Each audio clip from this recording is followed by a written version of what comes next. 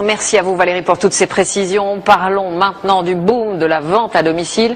C'est un bon remède anti-chômage justement. Si la tendance se confirme, 200 000 nouveaux emplois pourraient être créés d'ici à 2020. L'image est un peu vieillotte, mais dans les faits, ça permet de mettre du beurre dans les épinards ou de financer ses études avec en moyenne des revenus de 200 à 1000 euros par mois pour les plus efficaces. L'enquête est signée Yacine Mili et Régis Maté. Non, ça c'est le slip. Ouais. Alors le shorty, je l'ai. Sophie Guyot est vendeuse de lingerie à domicile. Une activité qu'elle a démarrée il y a 2 ans, à la naissance de sa fille.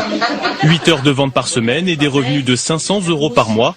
Un petit plus pour elle car son premier métier, c'est enseignante. On retrouve le même motif. Il m'a fallu un complément de revenu parce qu'aujourd'hui la vie fait que il faut des compléments de revenus. Prendre tout seul, c'est pas suffisant.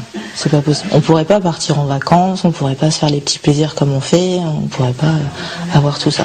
Et de toute façon, maintenant, la vente à domicile, je pourrais plus forcément m'en passer. J'aime beaucoup.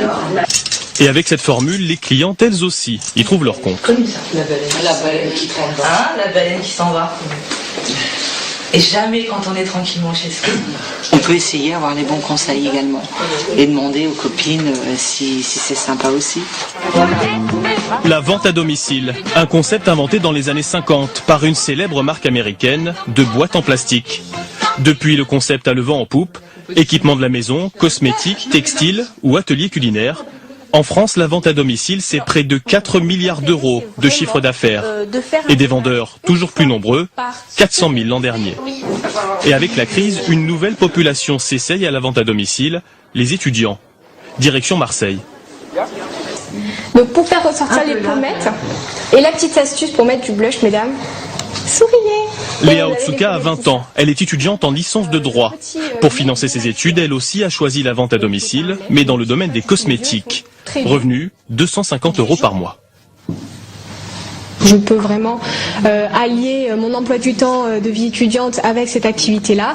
Et d'un autre côté, évidemment, une passion des cosmétiques qui me permet vraiment de joindre l'utile à l'agréable.